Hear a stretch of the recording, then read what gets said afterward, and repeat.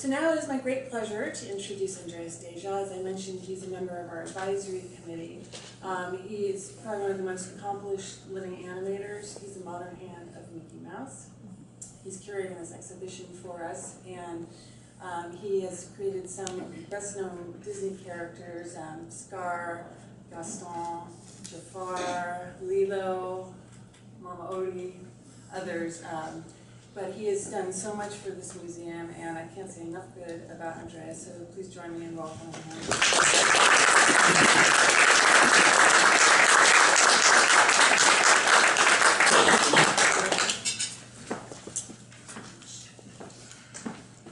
Well, thank you all for coming. I appreciate it very much. See if I can get the first frame started. There it is. But before I get into the exhibit, I want to say what a huge honor this is for me to be a part of this exhibit. I remember when Mickey turned 40. I was growing up in Germany. I was a kid then. I was 11 years old. And I remember going into a magazine shop, and there was this Mickey Mouse journal, and it had a big head of Mickey Mouse saying, Mickey Mouse at 40. I remember just treasuring that magazine and just diving into it, and here I am 50 years later doing this. It's absolutely crazy. It's awesome. So I'm very thrilled to be a part of this exhibit. We call it From Walt to the World, and you see the dates right there. It opens on May 16th. It goes all the way through January the 6th. And this visual gives you an idea of all the areas that are part of Mickey's world that we dwelt in and we felt like we had to cover. Because Mickey Mouse is not just an animated film character, he's everywhere. He's on merchandising, he's on fashion, you know, he's in magazines, in books, and all of that. So we really wanted to explore all of that, starting with Mickey's black and white films. The first one, of course, being Steamboat Willie from 1928. A huge breakthrough for the character. Then we also, of course, are dealing with Mickey's color films, going on to The Sorcerer's Apprentice. We have a special section for The Sorcerer's Apprentice because that is a huge highlight for the character. Sorcerer's Apprentice was part of Fantasia, and it was a really important film for Walt, for the film, and for the company to sort of re-establish Mickey as like the major star. He, at that time, he had been overshadowed a little bit by the much funnier Goofy and Donald Duck. So Walt said, we got to bring him back, we got to give him something really huge. And so it was actually Walt who came up with the idea for Mickey to conduct the universe to classical music. And I remember talking to Frank Thomas and Ollie Johnson, some of the old animators. They said, we all thought he was crazy. A cartoon character directing the universe, but this is how Walt thought, you know, big.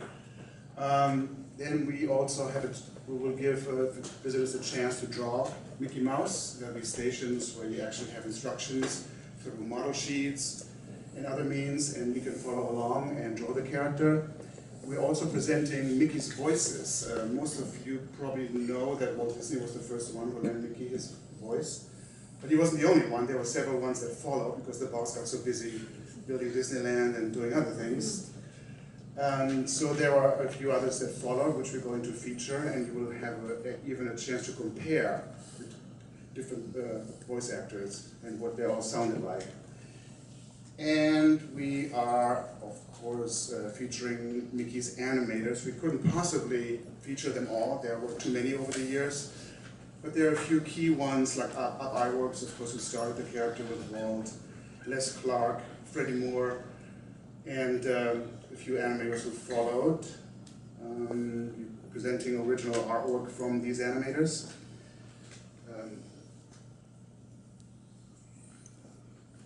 We have, I can't even read that here, International Mickey, sorry.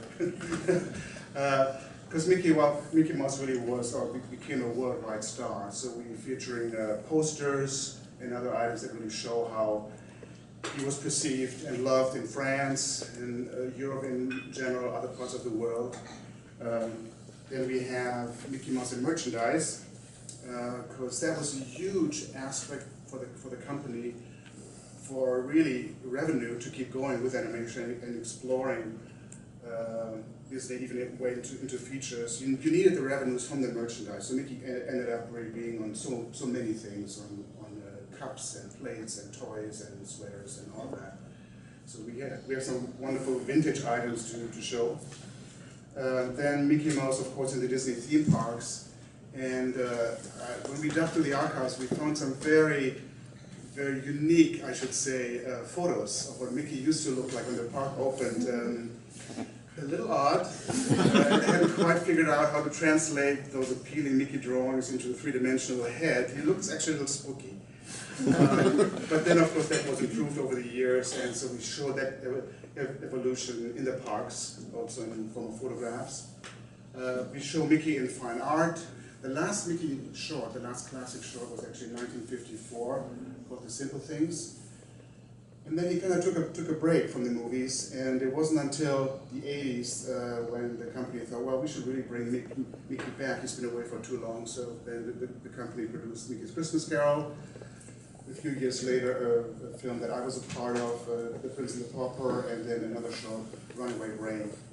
So we are featuring all of those films and remind people that Mickey is back. These are some samples of the kind of artwork that we're showing in the exhibit, starting with lots of model sheets. Model sheets are kind of instructions on how to draw Mickey for this particular short. This first one on the left is from the Brave Little Tailor. We have the animator's drawings, which we call rough animation drawings, but also clean-up animation drawings, where the assistant took a new sheet of paper on top of the rough drawing and cleaned it up. We have samples of both versions. We have story sketches, and story sketches are basically the comic strip, like the blueprint for the story, showing continuity and staging. There are also layout drawings, which serve as the blueprint for the final background painting, because you really have to draw a background first before you paint it in color. These are really rare items that you really don't see much anymore because they're so old and fragile. These are what we call cell setups, where you have the actual background from a particular scene with a matching cell, hand-painted cell on top of that. So we have a whole bunch of those. I think people will really enjoy seeing those. On the bottom right is an example of what we call concept art. In this case, they explore color for the Sorcerer's Apprentice. We have a whole color continuity for that short, where color artists really thought about the use of color throughout the film and how it changes as the short film moves on. Then we also featuring Mickey Mouse in comics. He was huge in comics, and he still kind of is in Europe, a comic strip superstar, probably more so than other parts of the world. And we are very lucky to have a few original panels by probably his most important comic strip artist, Floyd Gottfredson, who drew him for a few decades for the daily strip. Then we have Mickey Mouse in magazines, in records, so the whole gamut. Then we delve into Mickey figurines, Mickey merchandise, and this was really fun to jump in and find out how various companies in various countries interpreted the character their own way. It's not always a model, but it's always interesting and charming. So we have a whole variety of these figurines. But we also have other Disney merchandise, as I was mentioning earlier on, toys and t-shirts and all of that. And we found this was very useful. This is a booklet that was sold at Disneyland when the park opened during the 1950s, how to draw Mickey. So this, again, will give visitors instructions on how to draw him, how to animate him, even the page on the right, you can actually see him running in these key drawings. So we reproduce some of these pages really, really big on the whole wall. Great photo ops for kids. And here we're getting into the Mickey Mouse timelines, where we represent Mickey Mouse in short films. We're not showing the whole short, just clips, but lots of them. And it was a lot of fun to do the commentary track for those shorts. I actually asked a friend of mine, Eric Goldberg, who's a kind of a famous Disney animator. He animated the genie in Aladdin, amongst others. But what I have in common with Eric, we're both Disney buffs, Disney history buffs. So we sat down and looked at all these shorts, and we were just laughing, and we knew who did what scene and why, and all the pranks that they played with each other being animators. So some of that is in the commentary track for those shorts. And the image on the lower right is kind of fun. We actually show pencil tests of a given scene. So this is all very interactive. People can touch on that part of the screen and see Mickey and Pluto moving as pencil drawings. And then they touch on the left, and then the final scene will show in color. And it's sort of a reminder of how classic Disney animation is, that it already starts with pencil and paper. Somebody had to draw all this first before we see the final color version. So we have a whole bunch of interactive things like this in the exhibit. We're dealing with fine art.